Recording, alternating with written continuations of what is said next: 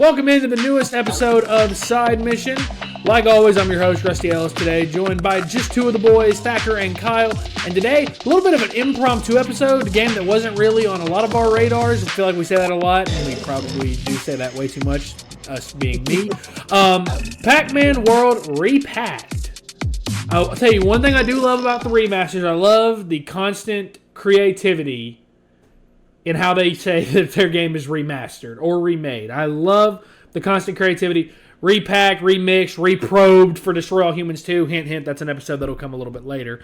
But Pac-Man World Re-Packed. Kyle, this was mainly on your radar, and we're doing this episode mainly because Thacker and I both decided to get the game as well. So tell us just what... I know you played this game as a kid, right, Kyle? Yes. Okay, yeah, so... back on the PlayStation 1.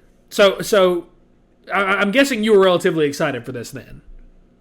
Oh, yeah. I was really, honestly, I will go ahead and say this game is the first in a trilogy. There was Pac-Man World 2 and Pac-Man World 3, and this one is, very, very old. Came out back in, 1999 on the PlayStation 1, and so I knew right away that, it was going to be a little bit bare bones because back then PlayStation 1 platformers didn't really, they're kind of restricted by the hardware. But for what it was, I think that one of the things I need to start off right away with is it was $30. The pricing was the fairest I have seen for a remake in a long or a remaster, time, especially for an actual remake.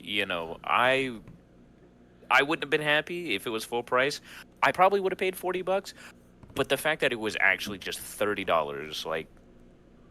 that I really I enjoy when, we're given a piece of our childhood, or when I'm given a piece of my childhood again, and I'm not forced to give an arm and a leg for it just because I want to play, 6 worlds of Pac-Man.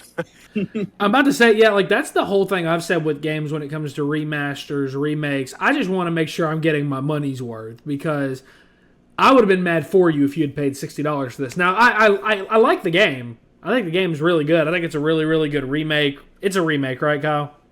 Yes. Yeah. Okay, I'm just making sure I say the right thing here because obviously there's a big difference between the two. It's a really good remake, though. It is a really good remake. It plays really well. It's really smooth. The biggest negative is probably the controls, but we'll get on that in a bit. I'm not really worried about this. Thacker, I've never really known you as a platform gamer. Kyle, I've kind of known as, Kyle, that's your favorite genre. I'm pretty sure from the very first episode you said that was your favorite genre of games was platformers, which I kind of understand. I understand why you love them so much because they can be fun when they're done really well. Thacker, what are your overall thoughts on this game? Honestly, so this Kyle brought this to me literally about a week before we actually discussed it in the chat and everything about whether or not we wanted to do an episode on this, just asking me, hey, are you going to get this? I had no idea about it. I didn't know that we were getting a remake of it. I'd never heard of it, yeah. I was, as soon as he said something, I watched the trailer for it. I was like, holy cow, this is childhood again. So of course I told Kyle right off the bat, I'm going to get it. And from there, we were just gung-ho ready for the game to come out. I've always been a retro gamer. In fact, today I just picked up another platformer that Kyle's probably going to want to steal from me for the NES, but Banjo-Tooie. But with that, it was one of those that seeing this game get remastered, I was super happy for, being the retro gamer I am. And it was one of those where I was just... excuse me. Heck, I'm totally leaving that in. I'm totally leaving that in. That's fine. Get the raw edition of this. But no, with it, I was super excited for it. In fact, the day it came out, midnight, we were in a party playing Saints Row. 2 hours later, Rusty, you went to bed, and I'm like, all right, I need something to do. I downloaded it. By the time you guys got up and back into a party with me, I was already on the final boss. Yeah, I had an issue with that because I went to bed and got up at like 9, like 7 hours later, and the first thing I woke up to, I'm not even kidding, within a minute of me waking up, I had a party invite from Thacker. It was almost as if he knew, and that kind of scares me a little bit. But I think we that... did stay in Bookville for a while. Yeah, that's true. So I think that this is, again, I really like this game as a game that wasn't, I wasn't looking forward to at all. Didn't really have any expectations for it. I really like this game, and I'm not much of a platformer guy. I'll play them, if a big one comes out or if we choose to do an episode and I'll play one. Platformers have never really been my cup of tea. A lot of times, I just feel like the levels get, I don't know, they just all kind of feel a little samey. There's not really a lot of variation in the levels. I feel like this game does that very well, though. It does. There's a lot of variation in each level. Even in the separate worlds, I didn't feel like I was playing the same levels over and over again. I felt like there was a good bit of variety in there. So I think that this game gets a lot there. The game looks good too, and spoiler alert for a future episode, it looks sadly a lot better than another game that has recently come out. I'm not going to tell you what though, but. This game looks really good considering how old it is and considering how much work probably went into getting it up to at least somewhat near today's standards. Obviously, you compare it to how, say, a game like Modern Warfare 2 will look or God of War Ragnarok will look. It's probably going to be nowhere near those, but it looks a whole hell of a lot better than Saints Row did, and it runs a whole hell of a lot better. So the only reason I specify that is because Thacker asked me in the chat, and that's the game I'm referring to. So, yeah. I mean, so Saints Row did not come out looking the prettiest. No, Saints, and we're not going to. Saints Row is also not going to hijack this episode. We're not going to go ahead and do that big of a tangent on Saints Row. Obviously, we'll have the full episode that we're recording later this week for that.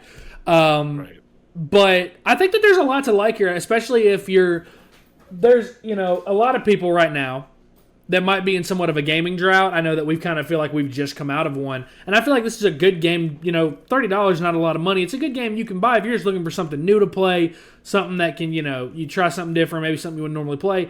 And Kyle, I feel like that's where this game's strong point is that this is really you don't have to have played the original one to really have an appreciation for this. It's a fun game in today's, by today's standards.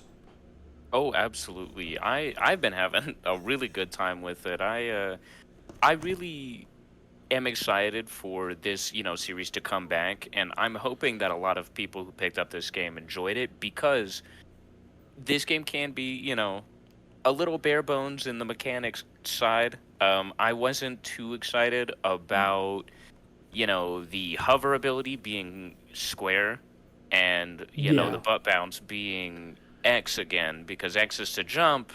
Naturally, I want to hit X again to double jump, to hover, but instead it throws me down. But aside from that, I really don't have any complaints about this game. What I would like to see is them get enough support to remake the second game, because I think that is where this series absolutely shines, because the PS2 allowed them to do so much more with this world and these characters they created in the first game. Thacker, what about you? Do you think this is a good place for people who haven't played? Do you think this is a good kind of like, I don't know what the phrase, kind of a buy on a whim kind of game where you're just kind of looking for something new to play and this is there? Honestly, yeah. This game, like I said, wasn't on my radar, and with it literally, I enjoyed the 5, 6, 7, 8 hours I played of it, because you get to have that nice feel of a retro game being Pac-Man, or a retro game character such as Pac-Man, and you get to see him in new light that you're not normally used to. So it's a good refresher to actually go through and pick this game up for the nice cheap price of $30 compared to nowadays games. Yes. And be able to just play it and have and not feel pressured for it. Like, there's no real pressure of time frames. There's no real pressure of, I have to do every single little thing. I have to discover every little thing. No, it was a nice, refreshing change of pace for video games. to have this remaster. That's Or where remake. That's where I was kind of going to go next. Is that I like how right now we're seeing a couple games, whether it's Saints Row. As we're recording this, we're about 17 minutes away from the launch of Last of Us Part 1. We've talked about Call of Duty and Ragnarok that are going to come later this year. It's nice to have a game that feels like low pressure. That feels low pressure, more chill. You can have a little bit more fun with it. And even if, you start dying on a couple levels, you don't really find yourself getting all that frustrated or getting all that angry because, again, it's Pac-Man, The original Pac-Man was way more rage-inducing than this is. The original trophy still irritates me.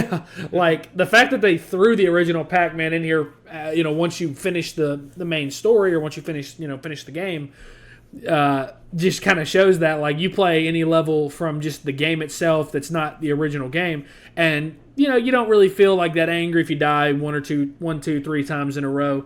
You play the original Pac-Man and you're getting mad as hell, and Especially because lives are easy to come by. Yeah, well, and I think that's a good thing in a game like this, making lives readily available, making it easy to get lives, especially when there's a trophy for having to, get 99 lives in total. Yes. Especially when there's a trophy for that, making them relatively easy to attain. I mean, don't get me wrong, you're not going to have 99 lives at the end of the first world. You're not going to have that. It's going to take you playing damn near perfect for quite a few levels and finding every life within that, each level that you can to get to that point. But it's certainly attainable, and I like that. I like that, it's a platformer that doesn't have a ridiculous platinum trophy. A lot of people might not have it right now because the game is still so new and is still, it's probably not been bought by the same amount of people who would buy, a major AAA release like some of the ones that we've already mentioned. But I like that. I feel like in some platformers, and the easy victim here that you can talk about is Super Meat Boy. I feel like there are just some platformers out there that just make their platinums a little bit too ridiculous to where it feels like you almost need to be a masochist to want to go after it. So I feel like this game struck a perfect balance in difficulty. There are harder levels, and the boss fights are not incredible. They're not the easiest thing I've ever done in gaming. I've played through the Telltale Walking Dead games, and I would say those are probably easier than this. So I think that this game strikes a really good balance when it comes to difficulty, when it comes to increasing the challenge you see in each level, the complexity of each level. I really liked that. I definitely like the boss levels too, and Thacker, I know that's something that me and you have talked a little bit about, is the boss levels are really, really, really well done in this game. And again, for a lot of platformers, this is a make or break element, and I feel like they hit a home run with these. Definitely. And the thing with it is I like how these boss battles, they didn't, with it being a 2000 or a PlayStation 1 game, I like how it didn't just give you the objective of how to beat each boss. It actually made you think and play and see how to do it, especially when you go against Anubis. Yes. And like I told you guys, when y'all got to him, I fucked up and literally just went through and thought, oh, I just have to turn each one of the platform or each one of the levers, whatever, yellow, not knowing that I actually had to turn them completely off. And I think that was probably the most challenging boss outside of course, the final boss. But it was still a nice change of pace to actually see an old game not just kind of tell you, hey, this is how you do it. Yeah. But actually lets you rely on the skills that you have learned to be able to do this stuff. No, I agree. I think that's probably in a way it kind of feels like I don't want to say a dumbed down version because that feels like I'm criticizing it when I'm not trying to, but it feels like a more simplified version of, how in a game like Elden Ring or Sekiro or Dark Souls, you're not really told where to go. You're not really given a lot of objectives. You're not really told how to do a lot of things. You more or less kind of have to figure it out. And I think this is a simplified version of that, basically. And, I mean, this game obviously came before those. So, I mean, I think that I did like that in the boss fights, even if it meant costing a life or two, it made me feel a whole lot smarter and it made me feel more rewarded by figuring things out instead of it just being like, oh, bounce on this, slam this, throw something at this. It very much it's that the trial and error in video games is, again, another very big hit or miss thing, because in some cases, like say Outlast 2, the trial and error gets so repetitive to where you're just figuring out which way you're trying to run so you don't die. On this side, I feel like this is what trial and error should be, because it's you figuring out the mechanics of the fight, and they're not so complex that you end up wasting, an hour, 2 hours of playtime on a boss just for something that, on the surface level is pretty simple. I think that, again, perfect balance of it makes you figure it out, but it's not so complex that you're going to waste a bunch of time figuring it out. Kyle, what did you think of the boss fights? Do you, as a whole, do you feel like they were faithfully recreated in this version of the game? I do. I was pretty satisfied with them. I really enjoy how much they, I know with some remasters and remakes, they will try and add too much. They will try and change the game too much, and it could work, it could not work, but I don't think you can ever really go wrong with a faithful remake, as we saw with Destroy All Humans, Yeah. And now Destroy All Humans 2. Those games were, they were a product of their time, but they were remade faithfully. They didn't add, a whole lot of things outside of cosmetics. They're still the games that, we played as kids, and that's exactly what this is as well. It's, if you played this game before, it's exactly what you remember. If you haven't played this game before, it's a pretty pleasant experience to come in and try, and I am pretty satisfied with, not just the level structure, but the boss fights and the overall way that the game was, built. I really, really think that them keeping it, near 100% faithful was the right move. Yeah, I think that, we've talked about price points so many times, and I think that for every video game, the argument is different about how many hours is long enough in a story or in a game's playtime for the average player. And I feel like $30, when you get to like that $30 realm, I feel like it's very, very low risk. Like, you're not taking on a lot of risk in trying a new game. Because I feel like if you get 5 or 6 hours out of a $30 game, I feel like you got pretty decent value there. And in a game like this where, again, you unlock the original mode and you're done, and then there's all the stuff you can do for full completion. I mean, you're probably getting a solid, I'd say between 10 15 hours in it, depending on how good of a platform gamer you are. I think you're getting a solid 10 to 15 hours, and again, you add the original mode in, that probably adds a little bit more. And I think for a $30 game, I think that's excellent value. I think that is excellent value for a $30 game. The biggest thing for me is the controls. They do feel dated. I can't believe I'm about to say this, the butt slam, or whatever it's called, or the butt bounce, whatever it's called. The ass blast. The ass. No, my God. Oh, that's probably a top 5 thing you've said on Side Mission. I'm not gonna lie, but it certainly does take a minute to get used to that, because as a gamer, I feel like pressing X twice is so ingrained to be double jump or jump and then hover, and there's so many lives that I can tell you for a fact that I lost just by spamming X, thinking, oh, this is, spam X to double jump, and it definitely was not that to double jump. So that's the biggest complaint I have. I wish you could remap the buttons a little bit better, but I feel like there's too many workarounds you kind of have to go through in order, okay, so this is this. Like, you're having to plan ahead almost with, okay, what buttons and what actions am I going to remap in order to get to that point? And at that point, I don't feel like it's worth it even. I feel like just trying to adjust is the best thing you can do. But if that's the biggest nitpick in this game, then I would say this is a very solid game. I mean, I don't think this is a Game of the Year contender by any means, but I think if we're scoring this game out of 10, I'd feel very confident giving this game a 9. I'd feel very, very confident. I'd feel very confident giving it a 9, because I don't think that I don't have that many issues. And I don't know how the game's reviewing. I haven't looked up any reviews for the game. And I try not to, when I play games, I try my best to not watch reviews, because I don't want that to skew how I feel about a game. But I mean, I feel like this game's a solid 9, and I feel confident saying that. There's a lot of things that work really, really well in this game. Thacker, just kind of closing thoughts. What's your sales pitch for this game to get somebody new that's never played it to try it? What would you tell them? Oh wow. First things first, I definitely would touch up on the retro feel of a game, being that classic love for any Pac-Man game, or even the classic.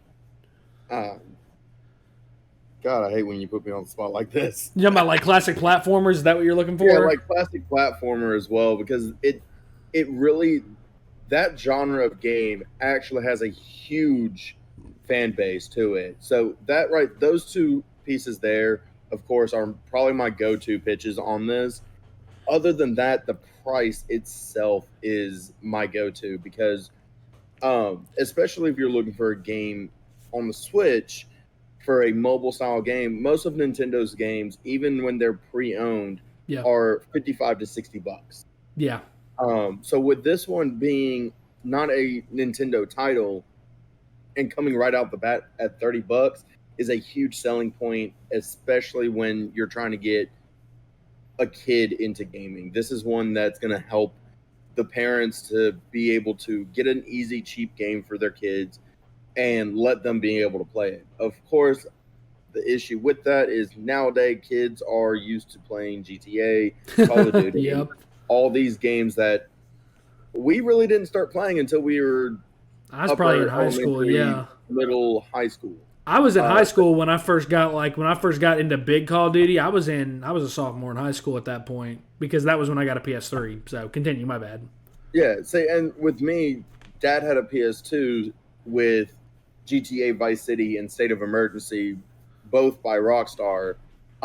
So I grew up with violent video games like that. Mm-hmm. Might explain my anger issues sometimes, but never could actually pinpoint that origin for that. For Trauma Tuesday. Leave that for Trauma Tuesday. I love that. Hold on, what? He said leave that for Trauma Tuesday. That's funny. Oh my god. Yeah, no, like I said, it's one of those things that kids nowadays are geared to more violent video games, and parents doing their best. This is a game that I'm going to pitch to the kid, and then from there pitch to the parents, letting them know, hey, if you're trying to get them off Fortnite, if you're trying to get them off GTA, Call of Duty, whatever, this is a good game to at least let them kind of veg out on. I feel that. I feel like, and this is just what I'll close on, I think that, and we haven't said this at all yet, and I'm surprised by it, I feel like this is a game that can appeal to a very, very wide audience because there are retro gamers like you, Thacker, and Kyle, you played this game when you were a kid. This appeals to those people, but this can also really appeal to younger kids who might have a Switch. Their parents might be a little bit weary about getting them into video games and about all that. But I feel like there's a wide audience for this game, and again, the strength that you don't have to have played the original, that's a big positive. So I think that we can all safely say Pac-Man World Re-Pac.